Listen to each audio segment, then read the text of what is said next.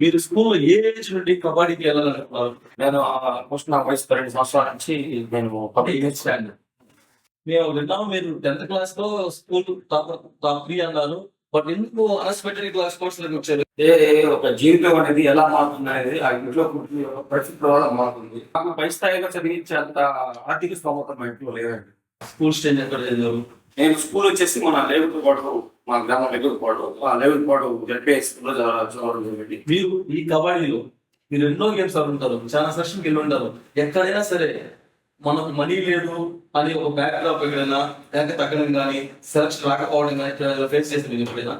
జరిగిందండి. కనీస ఖర్చులు కూడా పెట్టుకోలేని స్తోమత నా కుటుంబాన్ని సడన్ గా కాల్ వచ్చేది. మీరు ఇట్లా సెలెక్ట్ అయ్యారంటే మీరు బయలుదేరాలి, ఇట్లా క్యాంప్ బయలుదేరాలంటే కనీసం ఇంట్లో ఈ ఏదైతే ఛార్జీలకి పెట్టుకోలేని స్తోమతలో బాగా ఇబ్బందులు పడ్డాను.